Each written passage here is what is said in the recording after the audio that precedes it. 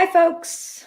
Good afternoon from the East Coast, from New York. Well, technically, New Jersey. I don't know why I keep on saying that. I always say New York. And then my friends will always correct me and say, actually, you don't live in New York, you live in New Jersey. So, wherever you are joining from, tell me hello and give me your country or city, wherever you're joining from. I see some people on Instagram. Just another FYI, this is broadcasted live on Instagram, YouTube, Facebook profile, and Facebook page. So if you're wondering why I'm bouncing around like a tennis ball on a tennis court, that is why. Hi, Raphael. Hi, Natalie. Hello, Susan. Hi, Mo. Hi, Danilo. Hi, Murat. Hi, Gina. Hi, Serena. Do the same thing. Yep. Hi, Hannah. One of my QFit crew members.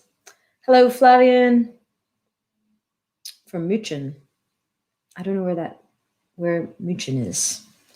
London in the house, UK, baby. Yep. Hi, Felipe. Merhaba, Hazal. Hi, Alex. I don't know. Alex, you got my name wrong. I see. I was like, who is he talking to? Hi, Janice from Sacramento. Alex from Brazil. Arturo, where are you from? Throw it in the chat. John from Virginia. Irina from Kiev. Awesome. Live with the best answer. Oh, thank you, Danilo. So, Jihan Kardashim. Hey, Danny. Hi, Brand Reviews. Bad Alex. Yes, right? München. Cool. Silvina from Uruguay. Wow. Again, I know I say this every single time, so forgive me for sounding like a broken record, but I absolutely love how international this audience is. It's so exciting for me to be able to communicate with all of you. Even with all my travels, I feel like I never communicated as much with people around the world as I do now when I'm stuck at home. Arturo's from Mexico. Sweet. Manchester in the house. Cuando bailamos. No sé, Anton. One day, I'm sure. All right. So while everybody is logging in, let me just give you guys a little quick heads up on this live chat, just in case this happens to be the first one that you are joining. This is something I've decided to do monthly for now. And it's just an option or an opportunity for us to communicate about all sorts of topics. Sometimes it's dance related, sometimes it's communication, sometimes it's relationships. It can vary. So there's really no set agenda for this other than just have a conversation. One of the best ways to do that, of course, is when you throw your questions and your comments into the actual chat itself. For Instagram, there is a way to submit a question that's a little bit better than submitting it in the chat. If you just add a comment into the live, sometimes it starts to scroll and then I lose it and I can't see it again. But there's a question mark at the very bottom that you can click on and submit a question. That way I can always just click on that question mark and find all of your questions there. So that's one way of doing it there. Of course, Facebook, YouTube, all of you here, you can throw your comments into the chat. The other thing I'd like to say is, of course, if you are here, you are perhaps following me on my social media. There are a couple of ways that you can support, and it might not seem like much to all of you, but something as simple as hitting like or leaving a comment in the actual YouTube video makes a huge difference for people like myself who are content creators and doing things like this for free, right? So that's one way that you can do that. So if you are on YouTube, please hit subscribe, leave a comment in the actual video. And if you happen to be watching this as a replay, same thing, throw that in there. Can't wait to have launch Women's United campaign with you. Yes, Wonder Girls is in the house at the end of March for March is Women's History Month, I will be doing a little segment with them for this Women's United campaign, which will include a bunch of other speakers as well, speaking with young college students, females, aspiring females, about authors and publications by prominent women in our lives and why we pick them. So look out for that. I'll be posting something on that soon. All right, let me see who else is here. Danilo said, I have a question. When will I see you dancing with Neri Garcia again? Well, got to travel first. He lives in Florida and I live in New Jersey, so I don't see that happening anytime soon. All right. Nice to see you too, David. Hi, Wade. Wade has made it into the house. Alex asked, when do you think you are going back to dance because of the vaccine and the variants beginning to appear? To be honest, I'm not entirely sure when that's going to happen.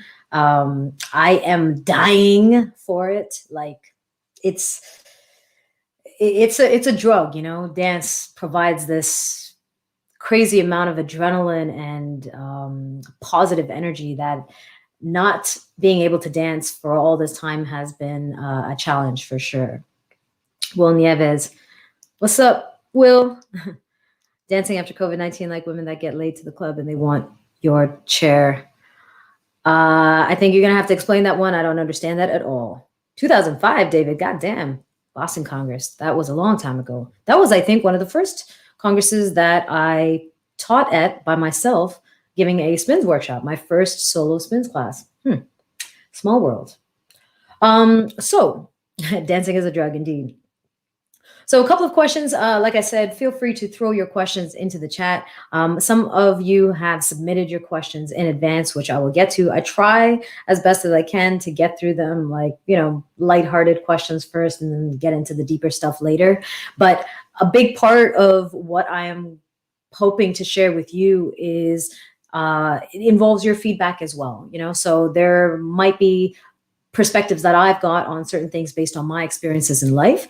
And by you commenting and sharing yours, I get to grow as well. And so do all of us. So please don't hesitate to comment, throw your thoughts in there, throw your questions in there. So one of my friends, students, QFIT members, one of my best students, asked, what is my real life superpower? I am curious what you guys think my real life superpower is before I answer that question. He also asked, what are the guiding principles to empowered coaching? So if some of you don't know, of course, you know me through dance. I've spent 20 years doing that, but I've also branched into public speaking and coaching now because there are so many lessons in dance that can be applied to pretty much any other situation in life, be that romantic relationships, be that friendships, be that professional relationships, employer-employee, public speaking, just connecting with random strangers. There's just so many lessons. Dance, especially an improvised social dance like salsa dancing, is just loaded with those lessons. And my goal is to take those lessons and try and share that with the laymen, people who don't dance, and see if they can also benefit from it. So I'm going to get into that, but throw your what you think my superpower is. I'm curious what you guys think my superpower is. Connecting with people, Janet said. I'll take that. I'll take it. But the guiding principles to empowered for me would be a few. There are obviously tons. There's always a lot more than just a few that I'm going to list. But awareness, authenticity, growth, resilience, and respect. Awareness, because there's really nothing we can do with the things we don't know. So awareness is always the first stage. And I think that applies to anything and everything that we pursue. We want to develop that awareness, not just of the thing that we are pursuing, but also of ourselves through the process. Authenticity, because at the end of the day, who are we living this life for? Right? We should be living it for ourselves. Yes, of course, there are lots of responsibilities we have. Maybe we have dependents and whatnot, in which case our our attention and our efforts are sometimes directed to somebody else instead of ourselves. But at the end of the day, we really want to live that life authentically, expressing ourselves in the way that we feel comfortable, that we feel like we are honoring who we are, who we have become, and who we are going to be. Growth. Of course, life should be about growth. I know there are some people who are fine getting to a certain level and staying there. Personally, I think that we as humans should always be growing in some way or another. And it doesn't mean that you have to take on a new position, a new role at your work, or earn more money to exemplify your growth. It's not about that. It's about being able to know that today, based on yesterday and every day that preceded it, you are a better, stronger, more intelligent, more empathetic person, and that type of growth. Resilience, because in the process of growth, there's always going to be obstacles. And when there are obstacles, we want to make sure that we can get through them, that we can continue to push forward. And resilience is a key factor, for me, through all of my career in dance, but everything that I'm doing now, whenever I hit an obstacle, there's that element of like, I know I'm stuck here right now, but I'm going to push through and I'm going to get through it. And then finally, for the 5 that I'm listing for today, is respect. Ultimately, the way we want to conduct ourselves is with respect for ourselves as well as other people. And I think there's a lot that tends to happen once we start to really go after our own pursuits, where we forget either the people around us, or sometimes we forget ourselves, where we are at a point that we are either taking advantage of other people, or we are not setting clear, definitive boundaries for ourselves, where other people are expected to respect us. And so those, I would say, Wade, would be the 5 guiding principles of empowered coaching, which is what I do when it comes to dance, fitness, mindset, communication, and relationships. All right. Let's see. We've got some comments about my superpowers. Hi, Janice from Aruba. I still want to go there so badly. I wished I was quarantined in Aruba.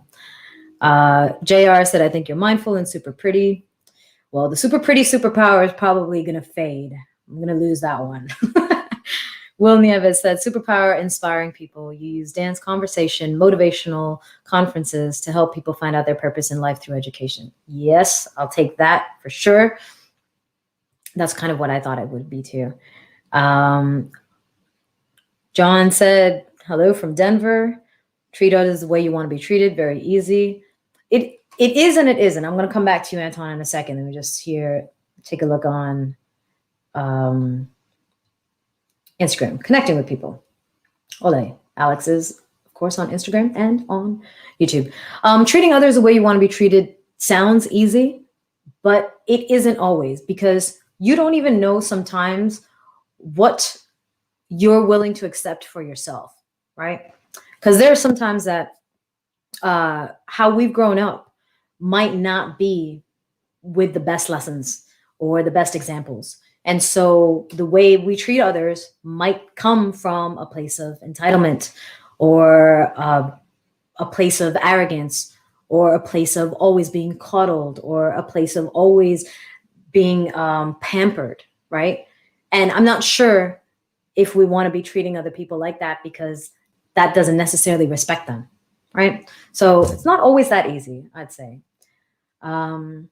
Janet said, that's awesome. I love when talented people use their platform to take people to the next level holistically. That is the goal, indeed.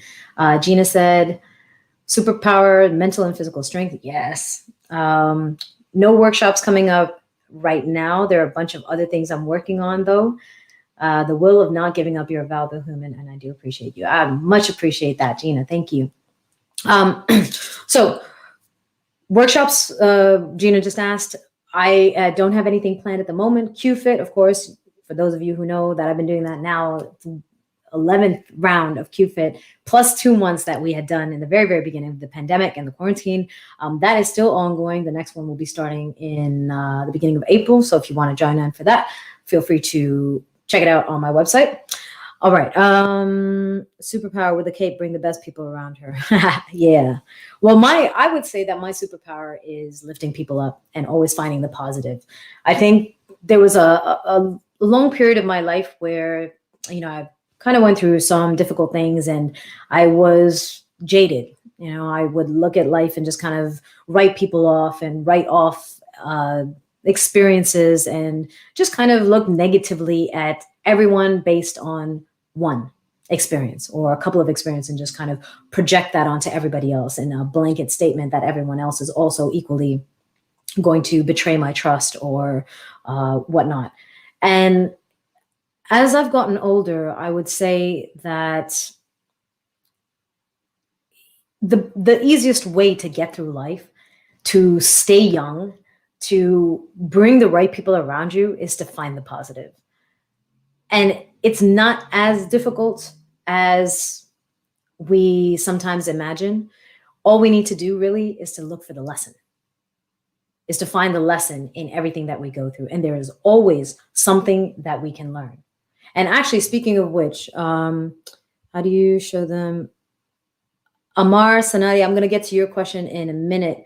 But I wanted to actually talk about this. This is related to a conversation that I had with a friend of mine recently. He was talking about relationships and speaking about, or presenting it to me rather, along the lines of, well, I did the best I can and I can't really do anything else. And this is what it is. So the narrative that he had presented to me was that there was no wrong done on his part, right? Now, the problem with that is it might make us feel good. It might make us feel great that, okay, you know what? I did everything I could. I was kind to this person. I was available. I responded. I cared for this person. I was attentive. I was curious about them. I tried to do all of these things. So you make yourself seem like this hero, right? And the reason that that friendship or that relationship didn't work is because the other person failed. But that is never the narrative. That's never the accurate narrative, is it? We are always responsible for something. There's always something we could have done better. And I think it's really important when it comes to finding the positive and growing as a person is to be accurate with your narrative. Like, say it as it is. I felt this from this person and I started backing out. I started creating distance because maybe that's why you're at the stage now where you can't communicate, right? Instead of saying, you know what, we're at the stage and I tried to reach out to this person to say, hey, listen, let's talk about things. I feel like we're in a rift and I'd like to repair our relationship. But why did you get there in the first place, right? Like the way it was presented to me, even though I know all sides of that story, the way it was presented to me the second time around was as if this person felt a distance from the other friend and approached the friend to speak. But in reality, they felt distance and they created distance, right? So the actual narrative is that you felt something, you started to react to it emotionally, push that person away, and now all of a sudden you're like, you know what, I should talk about it and see if I can repair that friendship. And now you're pointing all the fingers on that person because they're not ready to do that with you, right? So the reason I bring this up is because I think we all are guilty of that at some point or another. And in a way, it helps us cope, when we feel like we've done the best that we can and really it's on the other person. Of course, we can walk away much more easily and say, well, I'm the good guy, and that person is the bad person. It's a lot easier, but that's not the reality. And ultimately, who are you serving? Who's benefiting from that? Right? You're not. Even if you don't get that relationship back, what are you benefiting from? How could you possibly become a better person if you think you've never done anything wrong? Right? So I bring this up only because I just recently had this conversation and it was interesting to see how it was presented. And so it's important for us to kind of keep that in mind when we are talking about an issue with another human being. What did we do to contribute to the problem? And it might not have been something negative. It might not be that we actively were like, you know what, I'm going to sabotage this relationship. No, it doesn't have to be that. But did we create distance? Did we not communicate? Did we shut down? Did we have attitude for this or for that? Right?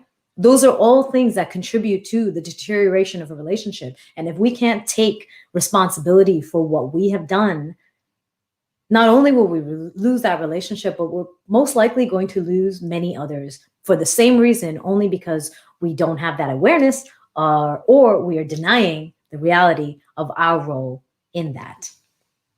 All right, comment time.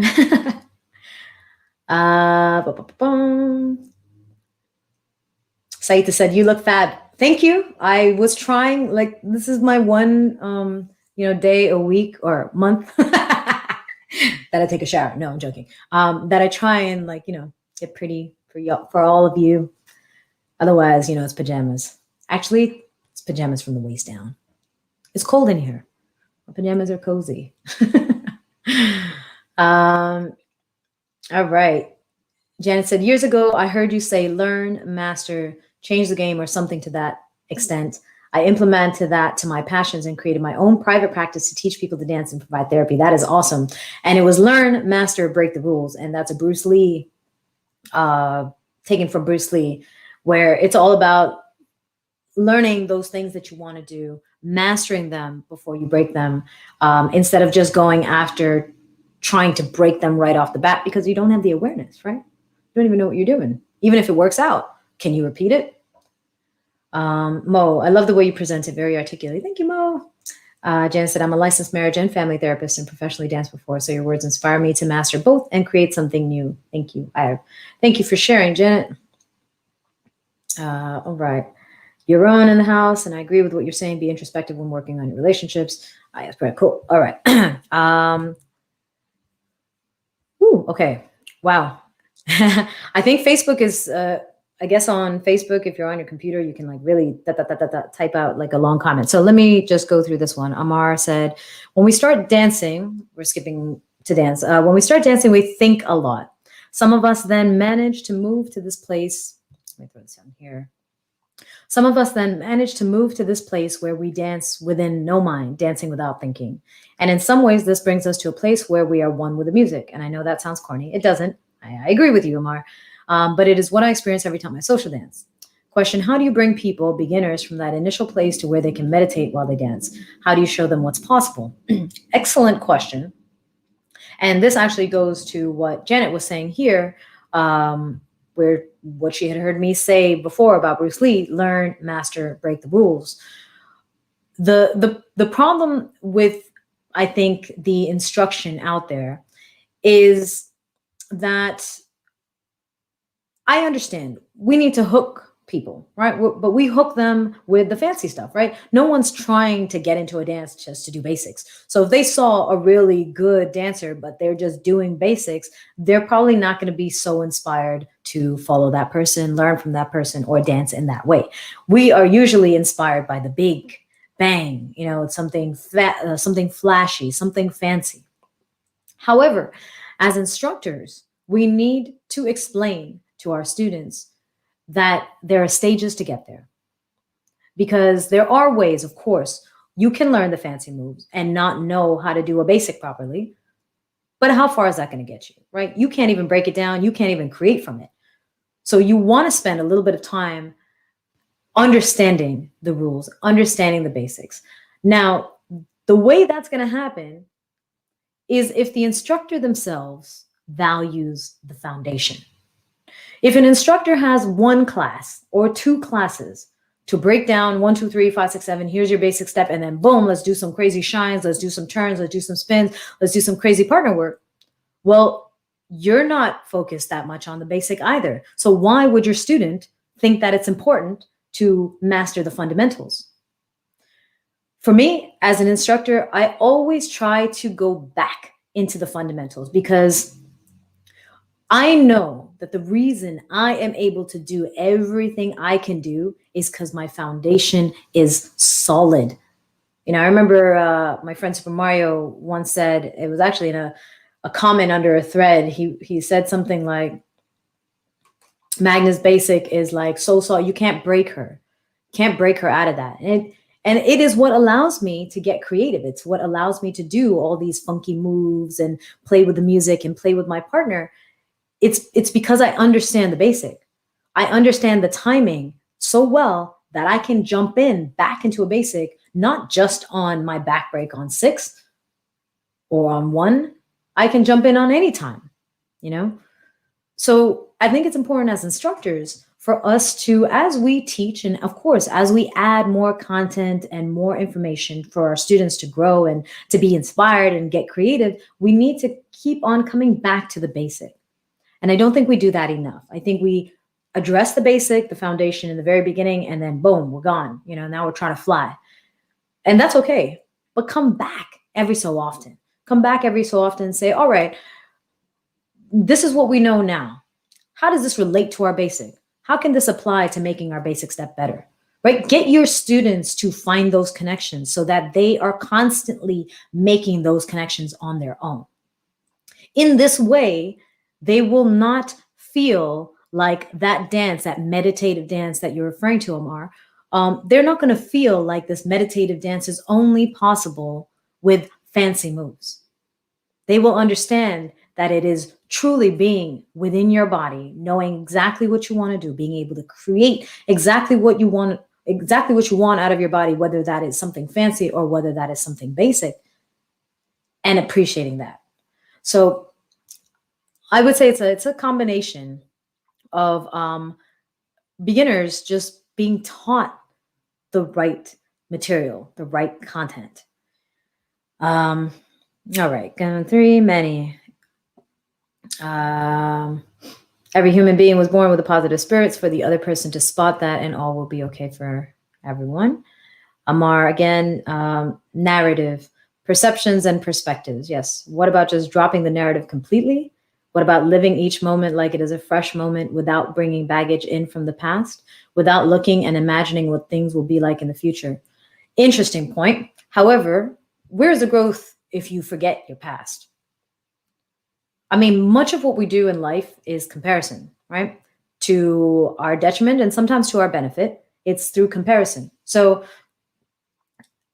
I know that I am a better communicator because of those moments when I was emotional or I was reactive or I was yelling, right? I don't want to forget that narrative. I don't want to forget my past. I want to hold on to that, but in a way that doesn't bring me back, that doesn't bring me down, that doesn't tie me to my past, but inspires me to create something better and become better for the future. So personally, your baggage, it's how you want to look at it, right? Like we always say, we bring in baggage. And now that you mentioned that, let's talk about terms, right? Terminology. When we travel, we take our bags, right? There's nothing wrong with baggage per se. It can contribute to a great experience if you're using it to help you with your trip, right? If you're using what's in that bag to make your trip more seamless, to make it more enjoyable because you have the right clothing now, you have the right tools to enjoy that trip. But if you're just carrying baggage for the sake of carrying everything that's in your closet everywhere with you, then yeah, it's going to drag you down. It's going to be a heavy weight that you're carrying for absolutely no reason. So, even baggage gets this bad term,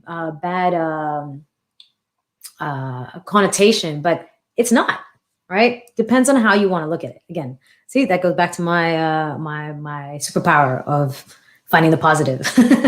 I think the other superpower I might have is like playing devil's advocate. I remember my teacher in high school used to say that all the time, that I'd be a good lawyer because it didn't matter what someone was arguing. I could almost always find the opposite side, even if it was like the worst thing. Like even if they were saying the best thing, rather, I could still find something wrong with it, type of thing. All right. What else we got? Okay. I got a question here on Instagram. Have you, question is, have you experienced overuse injuries when practicing your basic salsa skills, and how did you recover? Interesting point. Yes, I have. Mainly my shoulder, my right shoulder as a follower, just because this is kind of the hand. This is my left shoulder is my closed position. My right shoulder is attached to the hand, which often tends to get led into movements. And sometimes just the strength with which a lead might put me into something would hurt. The best way to get through injuries, for me at least, is strengthening my body. I realized that the reason something happened is because my body was not prepared for that type of force leveraged on it from my leader. So if I build my strength and my flexibility, I have less of a chance of getting injured doing the same movement, right? It's like running, for example. You might have shin splints, right? But if you keep on training and you train well and you strengthen all the muscles around you, you will improve your technique and you will limit the possibilities of getting injured as well. That's generally how I approach injuries in dance and in anything. Is I try to strengthen my body to prepare it just in case it has to deal with that again. Hope that helps. Magna equals world champion of traveling light. All right. Anton said, you think what you think because you decided to. The truth depends on what each person wants it to be. No one believes that he is the bad guy. So I personally try to understand everybody and not hold any negative thoughts at all. See, I think, it's hard not to hold negative thoughts just because sometimes you're really hurt, right? And for ourselves, I accept that I could do things better. So I try not to present myself as a good person all the time, at least to myself. I always try and go back and say, what did I do to contribute to that? And I feel like that question has always helped me maintain my relationships, maintain my friendships, and help me grow. Hazal, oops, wow, that really went really quickly. Hazal said, learn the rules, master, break the rules. Yep. I always tell my students this, high school teacher here, this applies to all subject areas, 100%. David, your superpowers, your sincerity and graciousness. I recall when I asked you to dance in Boston many moons ago, you knew that I was a beginner, but you danced with me anyway. Probably some tried to take advantage of your sincerity, but you have always maintained your integrity with grace in all contexts. Thank you, David. Speaking of this, actually, I'm going to just go into a little side note based on what David said. He asked me to dance. He was a beginner, and I graciously said yes. I don't always say yes. I'm appreciative that the people who are in this chat have gotten the yes, but I don't always say yes. However, sometimes I find that there are people who say, well, I don't want to dance with a beginner, or I don't want to dance with this person because they don't know how to dance on two, or they don't know how to dance this style or whatever. And I always say, the better you are, the more you have in your repertoire, right? So if I'm as good as I say I am, then I should be able to dance. I should know my timing so well that I can dance on one or on two or on three or on the end in between, right? Instead of sitting there and saying, no, I'm too good for this. I'm too good to dance with someone who doesn't dance on one. I should be exercising my vocabulary, right? Yes. Dance to me and the things that we learn in dance is like a vocabulary. We learn a lot of things over the years. As we learn all of these things, we start to find preferences for the things that we like. So we find words that we use to communicate, just like there's slang in different cultures, and the way different people speak about the same things is different. Not that they don't know the other words that are out there, but this is their preference, right? And so dance for us is kind of like that. We have this extensive vocabulary, and then we have chosen some of the things that we want to use to express ourselves. A beginner does not have an extensive vocabulary. A beginner has only a set of words that with which they can communicate. If you are more advanced and you're sitting there saying you're too good to communicate with this person, then you're not that good, in my opinion. Because what you should be able to do is say, okay, I have a preference for all of these words in box A, but I have in my repertoire, in my vocabulary, box A to Z. I don't like box Z. I don't want to use that, right? But there's this person who wants to dance with me and all they have in their repertoire is box C. It's not that they don't want to dance with me in box A, it's they don't know how. And so I, knowing more, supposedly should be able to adjust. And I find that there's a lot of dancers, the better they get, you can be selective. You can have your preferences. But if you're dancing with a beginner and you're complaining that they can't do something, actually it's you. You can't go and harness all those other things, that other information that you have. You can't do it. They are expected not to be able to do it because they don't have the vocabulary, but you do have that vocabulary. You're choosing not to use it. Yeah. Anyways, Margarita, always a pleasure to hear our point of view. Appreciate it. Andre from the south of France, elbow cough. Elbow cough? I feel like that's some inside joke. You're going to have to share that with me.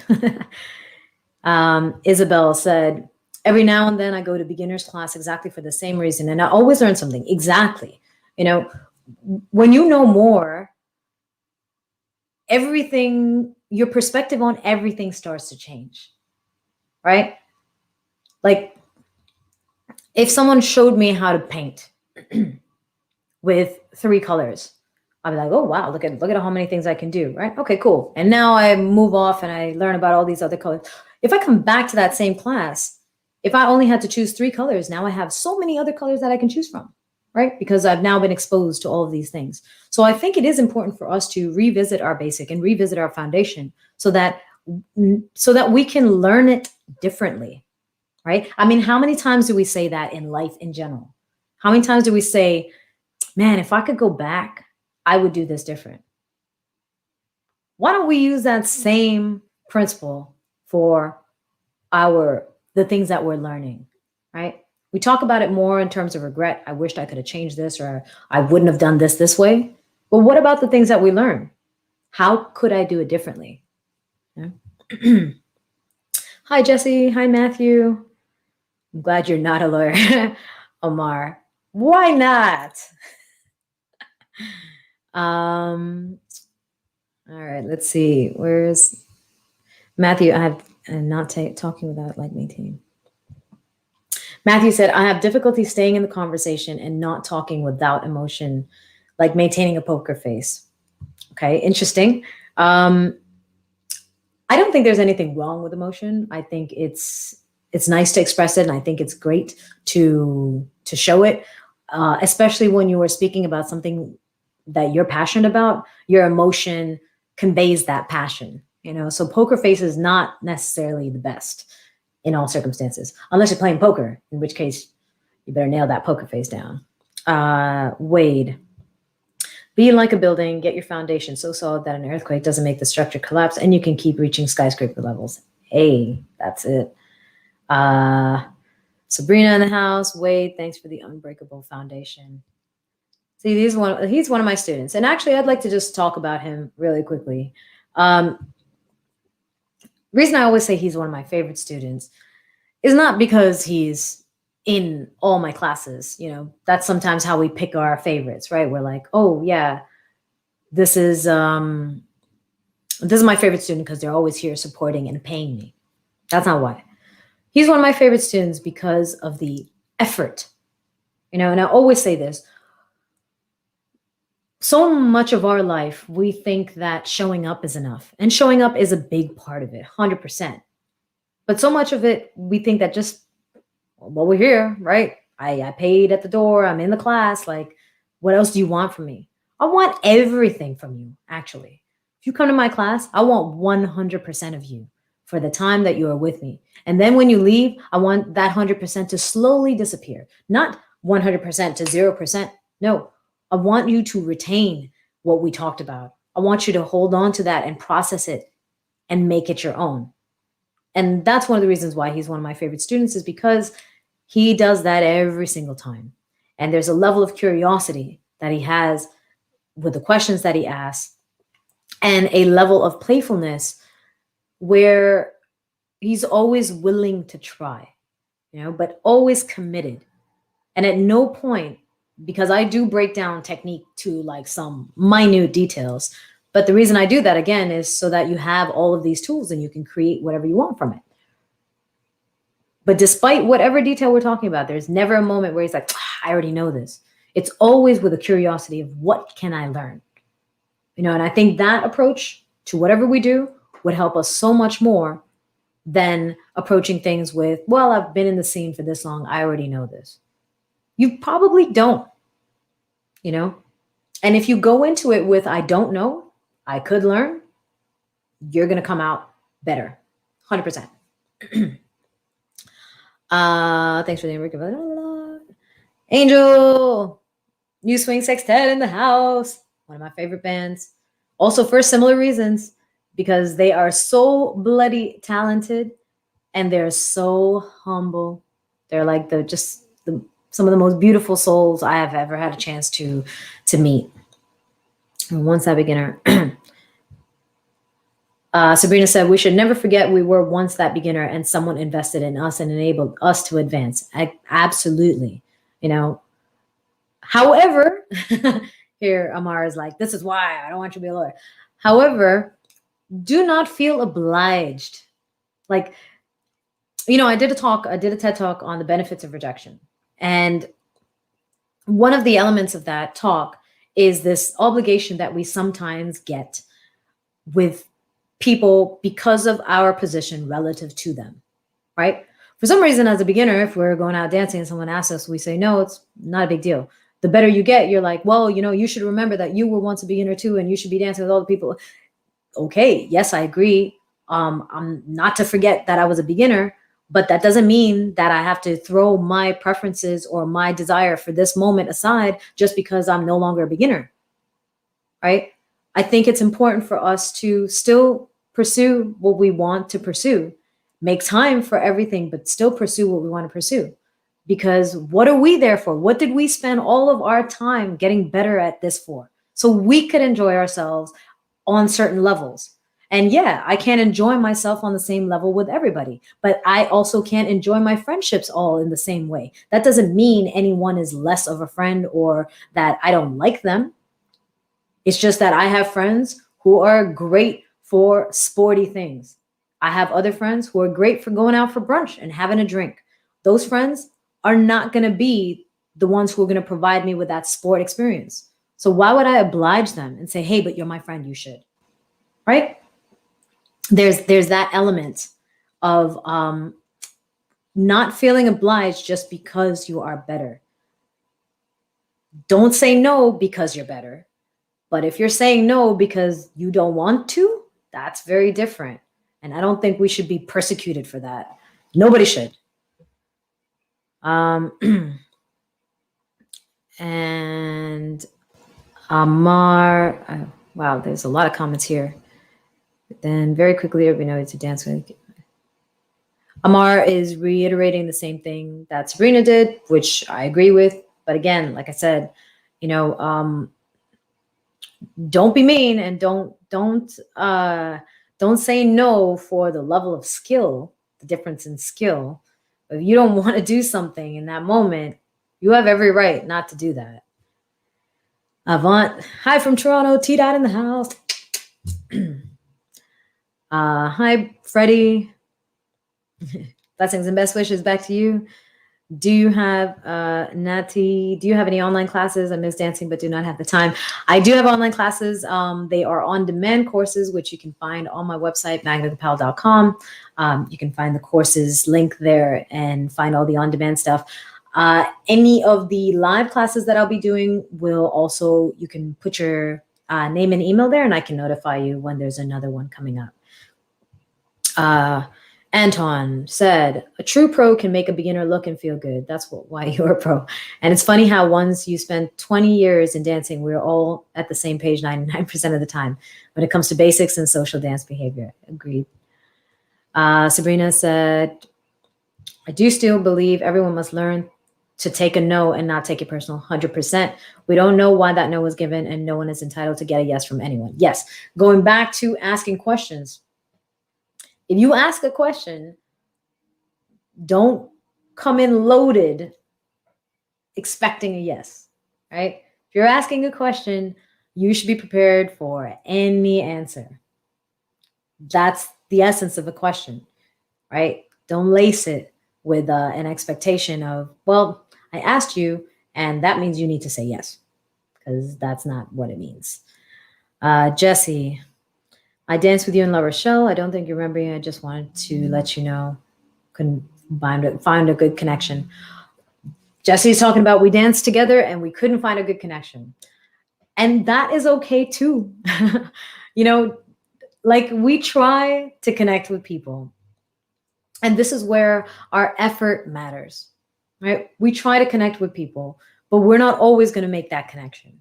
Think about dates, right? Maybe there's somebody that you went on a date with because you find them physically attractive, or you had a really good chat in the club, at the bar, or something like that. And then you go on a couple of dates and you're like, you're not going on a date to not have a connection. You're going on a date because you felt something and you were hoping to develop that, but it doesn't go anywhere, right?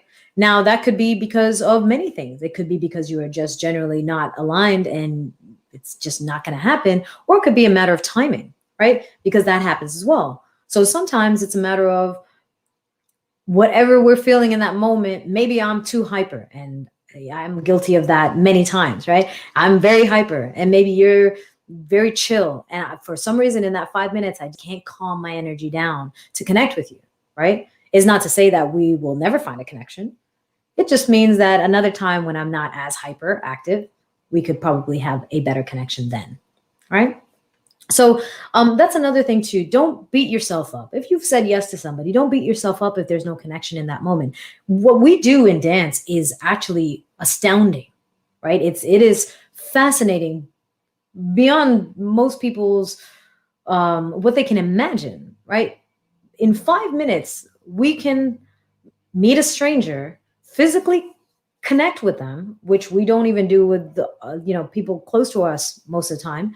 Physically connect with them, put all of this trust into that dance, connect with the music, lead and follow things that we are not doing by choreography, that we are doing through improvisation, and connect with someone and create something beautiful in 5 minutes. That's impressive. That is a huge feat. And when we get it done, great. But understand that it is actually an impressive feat. So if you don't get it, it's okay. You just got to keep on trying, and you're just going to keep on learning different ways to connect with different people. And that's one thing that makes the dances more enjoyable, even when you don't have the connection.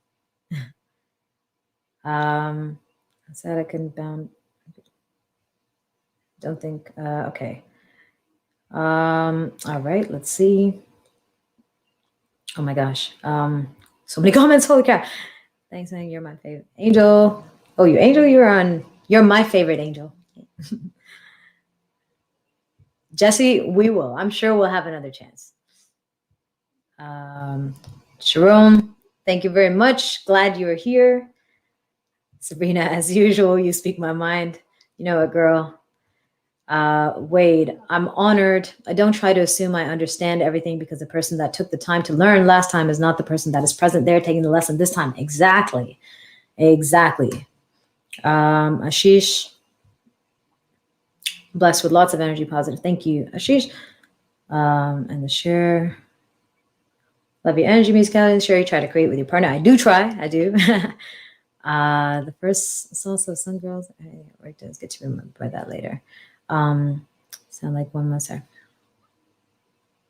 a little bit of time if you can. I know. Amar said, sorry, I didn't mean it to sound like one must sacrifice oneself or force or be persecuted. Certainly not. Make a little bit of time if you can. Absolutely. It's just I would also like everyone who's here, to understand that there is an expectation out there. Maybe not on everybody who's in this live, but there is an expectation oftentimes for artists. When we go out, there are even events that contract, that write it in the contract, you must social dance, right? Like they are putting into the contract something that we do for fun as an obligation to us. And let me tell you, I've never signed a contract like that in my life, and I never will. If you think that it's my job to do that, it's not my job to do that. I social dance because I love social dancing, and I will always do it as long as I love it. If I don't feel like doing it, I'm not going to do it, because I know that energy of like, I don't want to be here, I don't want to do this, which is very rare, but that energy is going to be worse on my partner than me saying no. And I mean, I always say with those organizers who used to or who will continue to do events and have this in their contract where they say, well, the artist must agree to be there for 3 hours and social dance with everybody. Pick your artist. Don't tell your artist who to be. Pick the artist who is already the person you want them to be. You want someone who social dances? There are plenty of artists out there who love social dancing. Hire them.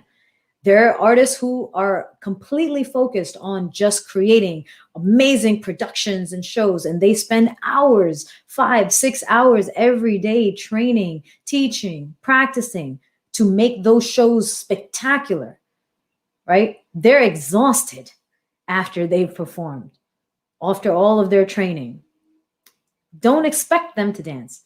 Hire people for their strengths and stop forcing people to become something that they are not, right? So if you want excellent shows and people who are going to put time and give you a 20-minute production, well, if they don't dance, accept that that's what they provided to your event. Accept that that is what they brought to the table, And there are other people who don't do shows. Maybe they just teach, or maybe they're just social dancers. You know that they love social dancing. They're out there all the time. Bring them in to accommodate the other requirements that you have for your event. But forcing people to be something they're not, there are people who are social. It's like taking an extrovert or taking an introvert and saying, hey, listen, go out there and talk and mingle with everyone. The introvert's going to be like, that's not what I want to do. Can I just create in my studio and put on a show and then go back to my room? Right? Tier. Greetings from Hamburg. Hello. Wade, people around me have helped me reinforcing that mindset. Thank you. Amar, that's an important preparatory step for beginners, being able to take no and not expecting a yes. Absolutely. Not making the no personal, being able to just move on to asking someone else without a second thought. Yes. Check out my TED Talk. It's exactly all of those things. The benefits of rejection. It's on YouTube. Philippe, I wanted to know your views regarding connection on the dance floor. Leader and follower should connect to the music first or to each other. Excellent question, Philippe. Connect to each other first. The music is not present as a person, as something that can feel pain or rejection or disconnect. I mean, it would be nice to connect with the music, but especially if we're listening to a DJ playing songs, if you don't connect with the music is not going to be hurt. It's not going to be offended. But the person in front of you, it's another story. So I would always say connect to the person in front of you. I am someone who loves to play around with musicality, right? I enjoy that a lot. And I always try, because if I hear something, I want to play with it. But it depends who I'm dancing with.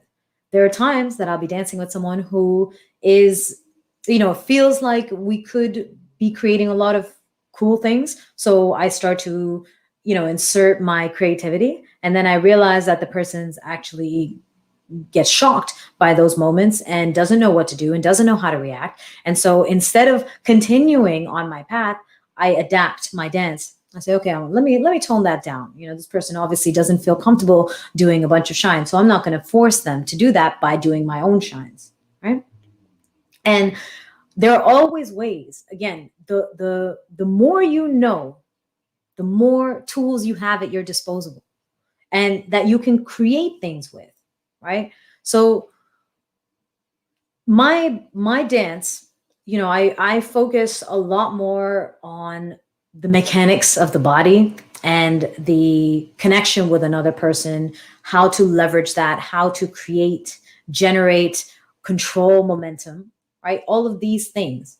That's my focus. That's more of my focus than the music and the history and all of that stuff.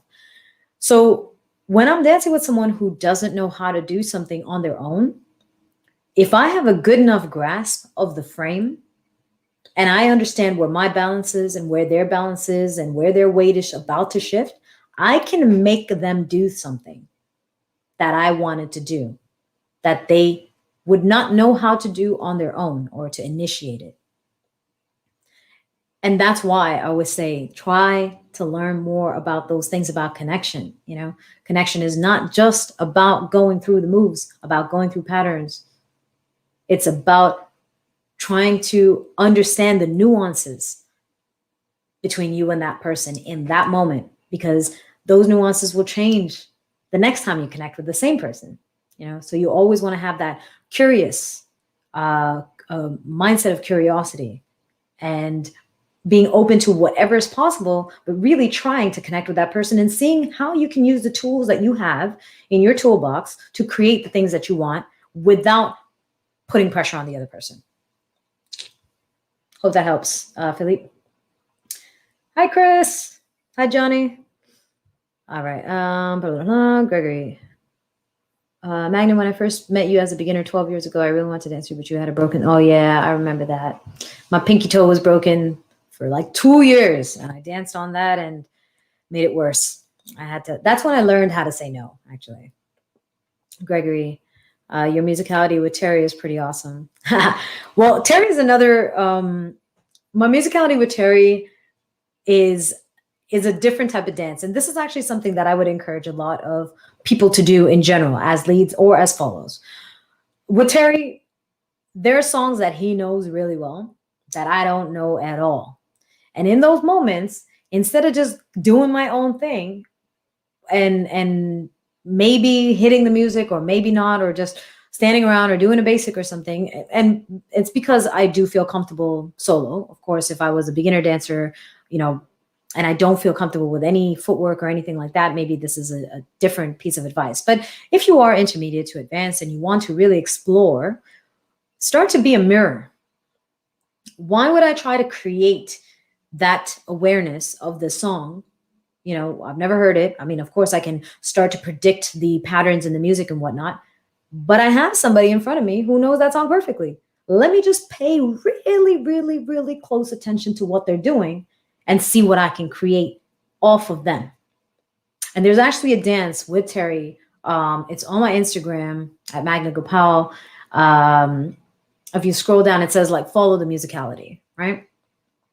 And he knows the song. There's a section in this dance where we break up and there's some percussion stuff happening, and he starts doing something, and I look at him, I'm like, you know the song? And he's like, yeah. I'm like, I'll follow you, is what I said in the actual dance. I said, I'll follow you. And all I did was I just hyper attentive to every movement that he was making and seeing if I could mimic it, seeing if I could find it. And then once I got it, then I was like, aha, now I hear it in the music too. And now let me see if I can use my knowledge of the structure of the music to play with what might come next, right? Instead of doing it all from scratch. And now this might be a little bit, you're like, yeah, sure, following Terry.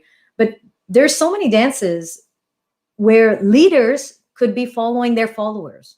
There's so many dances that I have where I am hitting things in the music and my lead is, not at all paying attention, right?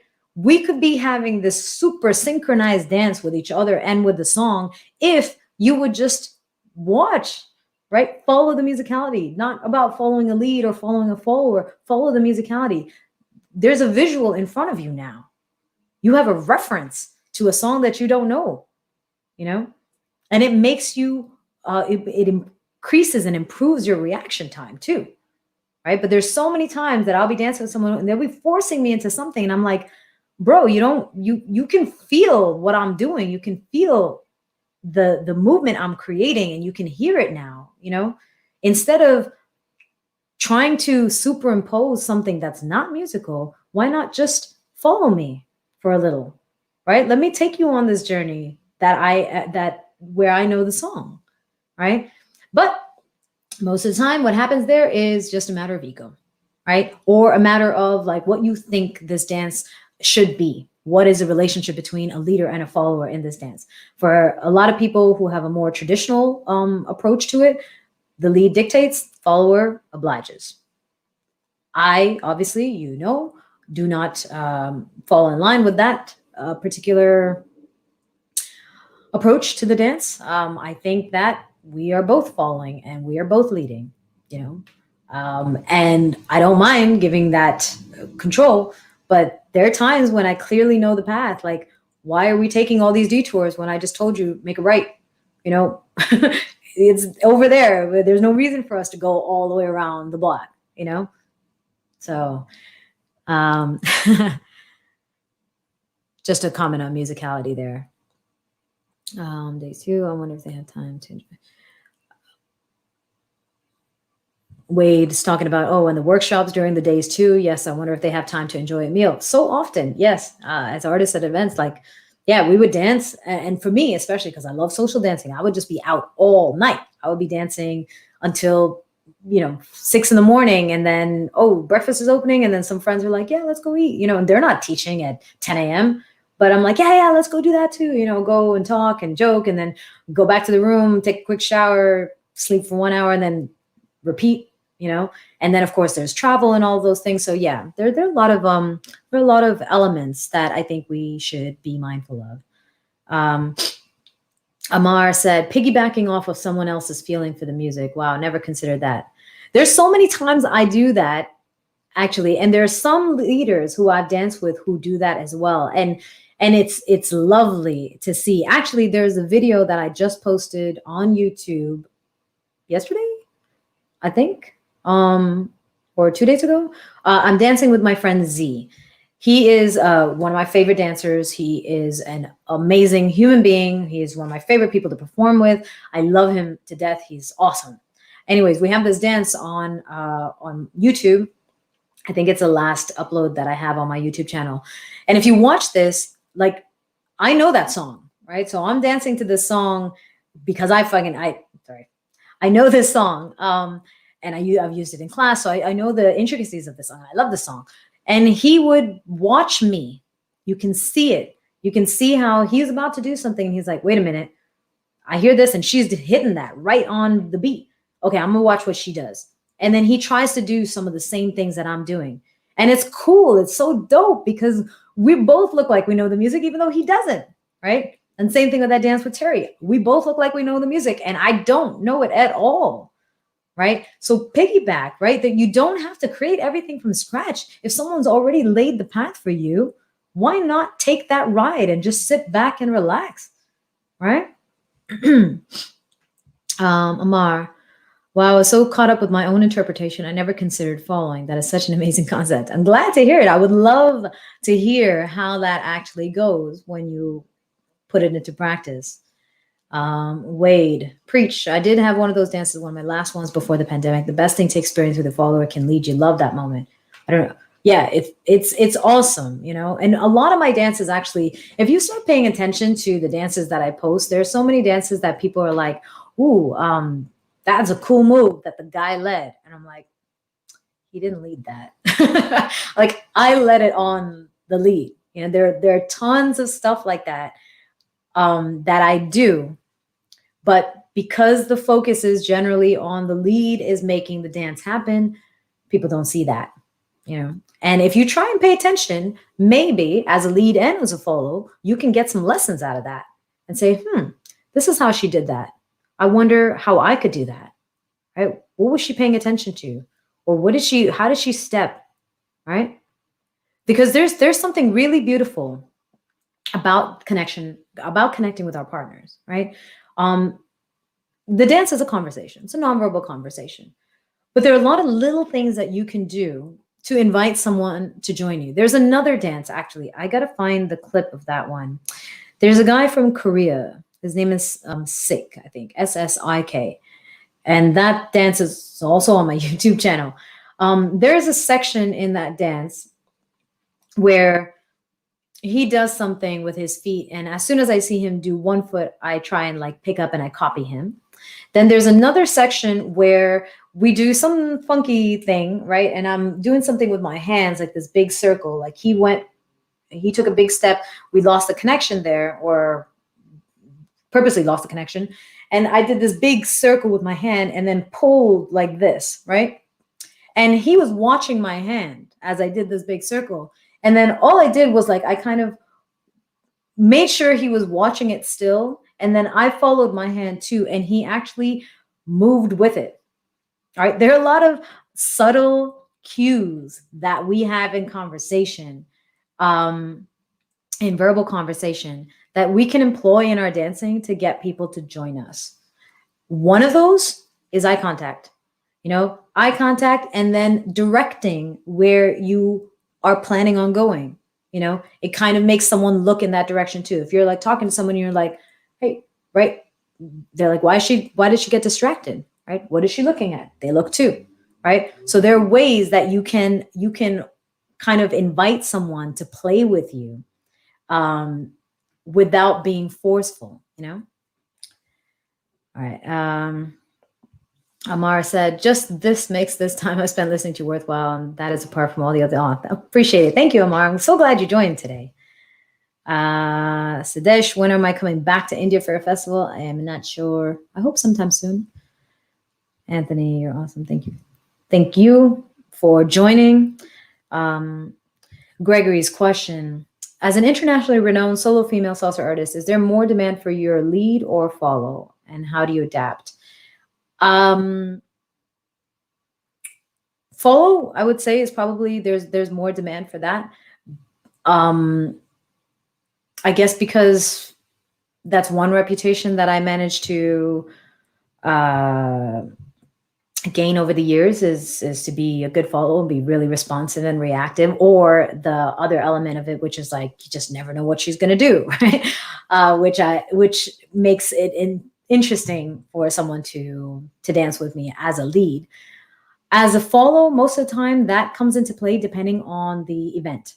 So the smaller the event, I find there's an equal number of leads and follows, and oftentimes there are more followers. There's, for some reason, there's more women who are actually putting time to learning how to dance. And in those situations, it's nice to know that I can also that I can also lead, because then I'm not stuck waiting for someone to ask me. I can ask both a leader to dance, or I can go and ask a follower and lead her through it. Hazal said, oh my God, all of this is making me miss dancing even more. I know, right? Like that's one of the best things about dance, is how much we can learn about people, about connection, about ourselves, about balance, about equilibrium, about invitations, about respect, about creativity, so many things that we can learn through dance. But it depends on how you want to approach it. If you approach it as just a bunch of moves, that's all you're going to get, and that's fine. For some people, that's more than enough. That's all they want, is they want to learn some moves that they can do just to have fun in a nightclub. But for some people, like myself, I plateaued there. When it became about following, I was like, well, I can pretty much follow everybody. Now what? And I was starting to lose my passion for dance. But it's when I brought that human element of how many other things can I learn about my partner and about myself in this moment, in this 5 minutes, other than following whatever they're about to lead. That's when my curiosity spiked. That's when my growth, just now, there's no ceiling to that growth, because it's impossible to learn everything about people. There's always something to learn. There's always something to discover. There's always going to be something new, even with the same people in your life, because we're all changing, because we're all going through something. Every day is different for everybody, And when we reconvene on the dance floor, you're a different person. And my goal is to find out what changed? Yeah. Amar, the big elephant in the room, the pandemic is preventing us from dancing. Okay, we do online, but who do we dance with? What's your advice to dancers who miss social dancing? Are things ever going to return? Are beginners going to stop dancing? Excellent question. I am not sure what is going to happen with, with the pandemic. Obviously, who do we dance with is a challenge when there's no one to dance with or you're stuck at home. I would say, drill your foundation, drill the techniques, drill other things in your dancing that will ultimately benefit you. Footwork, spins, body movement, all of that stuff, even though it sounds like something that you would do in solo, in freestyling when you're dancing with someone, it's that awareness, right? Everything is going to ultimately develop your self-awareness that you can then eventually, when you get to reconnect with another person on the dance floor, that you will be able to bring to the dance floor to them. So I know it's tough, but I would say stay optimistic, because there's nothing that can replace this dance. There's nothing that can replace this dance, because it's not it's an improvised social dance that brings so much joy and creativity to people's lives, and such a release as well for many people who are working, crazy jobs and crazy hours and just need a break. This dance provides that to them. I am sure that things will return to some sort of normal, and that we're not going to lose the beginners, because the things that we found inspiring, we're still going to find inspiring. And if we spent a year or 2 years in quarantine not getting to see movement, and all of a sudden we see movement, they're going to be inspired again. So I'm not scared about losing the scene or losing beginners in the scene either. I'm sure they will return when things start to open up. Greg said Dover Court has closed. I know. So differently, I can focus on improvisation. Sorry, I'm reading way fast. I'm reading like the way I usually read. People treat social contact so differently now. We can focus on improvisation, increasing our vocabulary. I just miss dancing so much. Eventually, when I get to reconnect, it's going to be intense. Yep, I believe it. But we'll get back to that too. I don't want to live in a world where social contact is completely frowned upon, to be honest. I'm a physical being. I hug big. I hug like what I sometimes get compliments for my hugs, but I'm a physical creature. I like physical contact. I like that connection. And that's one of the reasons why I love salsa dancing so much, is because of how much can be said, how much can be communicated just through touch, So I hope it comes back to you. Alex says, do you hijack the leading dancing salsa sometimes, and how do people react? Hijack sounds so negative. Hijack sounds like a terrorist. I like to say I redirect. I redirect the dance. And some people react a certain way. Some people react with positivity and curiosity of what happened, and excitement of, ooh, how do we end up here? And there are other people who don't. There are other people who will kind of like look at it and frown upon it. The way I look at that is, one, if you know me, I'm playful, right? You already know the type of person I am, the type of dancer I am. So if you're coming to me to have a dance that's going to be like, 1, 2, 3, 5, 6, 7, that's it, then you're delusional, right? You're expecting something from me that is almost not fair to expect from me, right? However, I can deliver that dance as well. It's not that I can't, but it depends on who the person is. If they are beginners and they feel just kind of like deer in headlights, if I do something, I don't want them to feel that way. I want them to feel comfortable. So I will cut out whatever else that I would like to do and focus entirely on them and their experience, and making sure that they feel comfortable through the dance. If this is a more advanced dancer who's just got an ego or whatever, then I'll make a note of that as well. If they're like, oh, that's not how you're supposed to dance. That's not how women dance. And, what are you doing on that kind of stuff? Like those dirty looks, the condescension and whatnot. Then I'll just take a note and I will check you off my list and say, I don't think I ever really need to dance with this person again, Not to say that I won't. I'm open to people changing, and perspectives changing, and I've had that as well. But I'm not going to seek you out per se, right?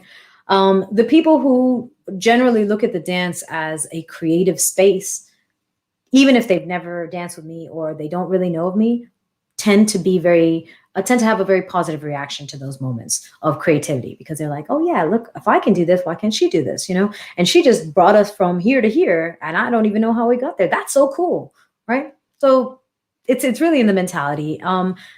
But I accept everyone at whatever level they're at. If you don't feel secure in a follower creating or inviting you to do something, that's fine. I'm not going to push it on you. It's 5 minutes. I can dance a basic and stick to just pure, solid, foundational technique. And then the next 5 minutes, find someone who I do want to dance with and who I can have fun and goof around with. Thank you for Indian culture. Katharina said, do you dance tango or any other type of dances other than salsa? I would say that I dance pretty much anything that I can get led into. I will go out there and try everything.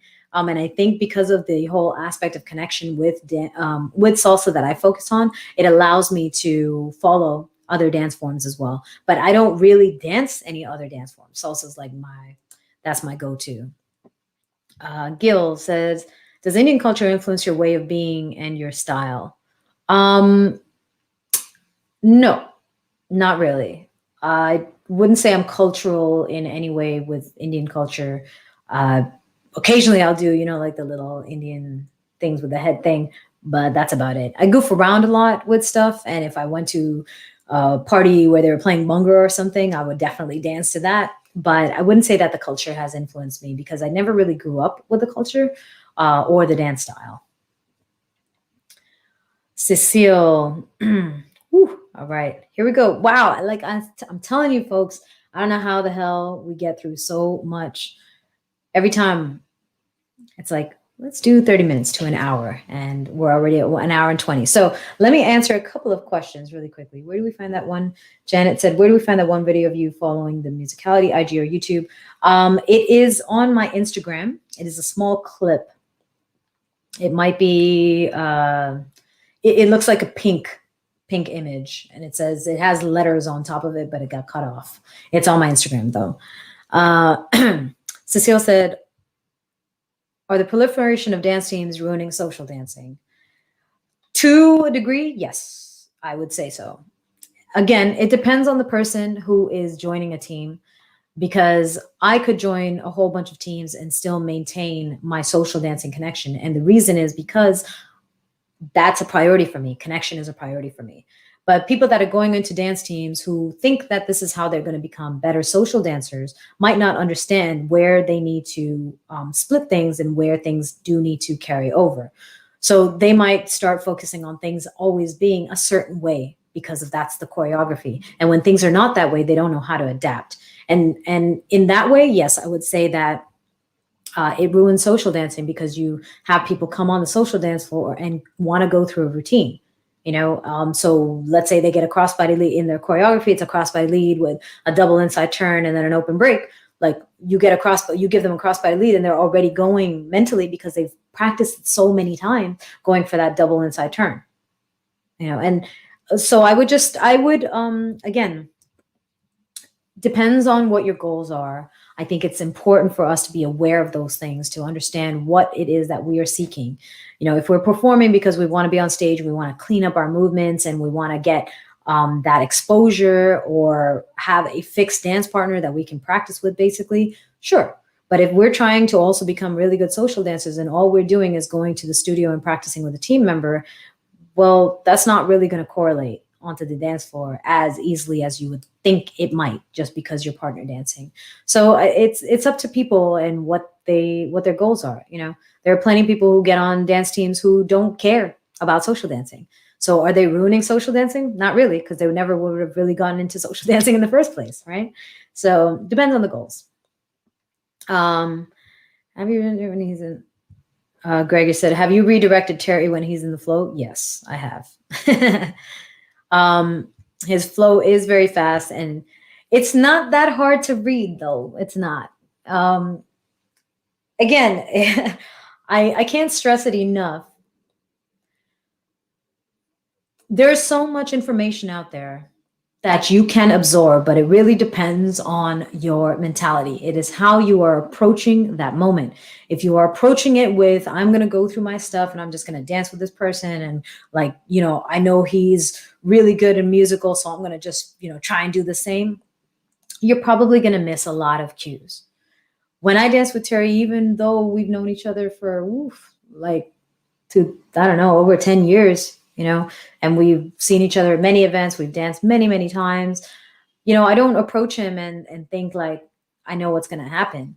Every single time I'm going to dance with him, I'm paying attention to all the little details.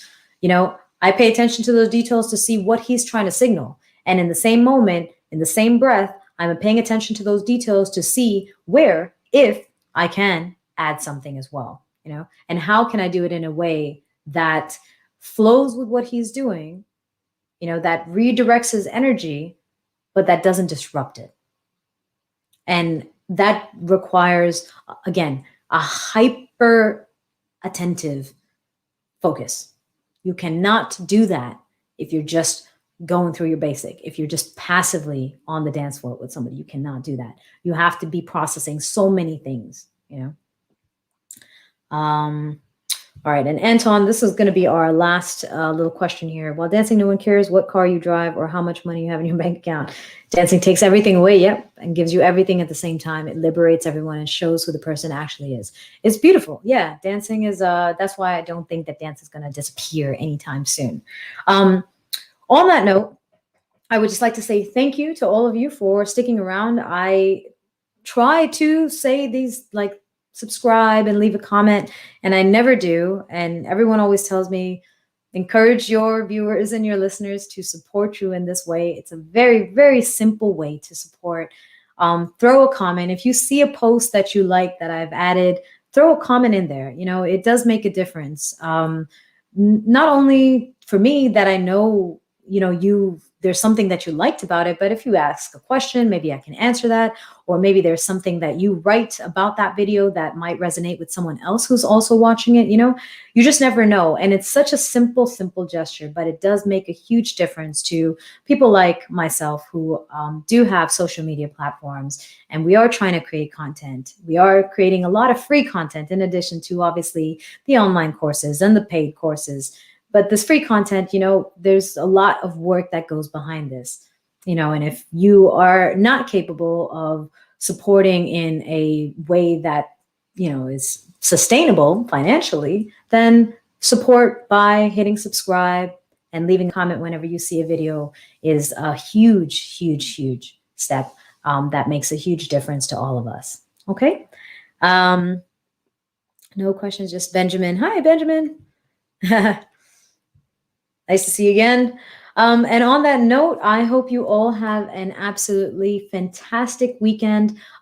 For everyone who's here right now, Instagram might not see it, but Facebook and YouTube, if you look in the description of this live, you should see there's a feedback form. You can also go to my contact section. You'll see the feedback form for the live chat. I would really appreciate it if you could share what you enjoyed about the chat, if there was a specific topic or a specific question you had asked that got answered. There are lots of other questions. Again, I'll be doing this again next month, most likely the first Saturday of every month for now. And throw your questions into the feedback form, and I can at least maybe prepare for them a little bit better the next time around. Otherwise, thank you so much for your participation. Share the links, if you see a YouTube video or whatever, share it, tag me in it. And yeah, this live will be available on YouTube. The replay will be available on YouTube. So if you enjoyed it, you can share that as well. Amar, I know you found a lot of gems in today's discussion, so it will be on my YouTube channel. You can just share it from there. Cool. Thank you, Plamena. Thank you, Alex. Thank you, everybody. Gregory. Very much available to ask you questions. Love your work with Toastmasters and TED Talk. Thank you. I will be posting all of those as well, all those speeches and everything. Thank you, Corpus, Texas, Hibiscus. Thank you, everyone. Bye, Raphael. Bye, Janet. Bye, Wade. Mind blowing for some new things. Fantastic. I'm super glad to hear that. Have a lovely weekend, everyone. Bye, Yaron. How do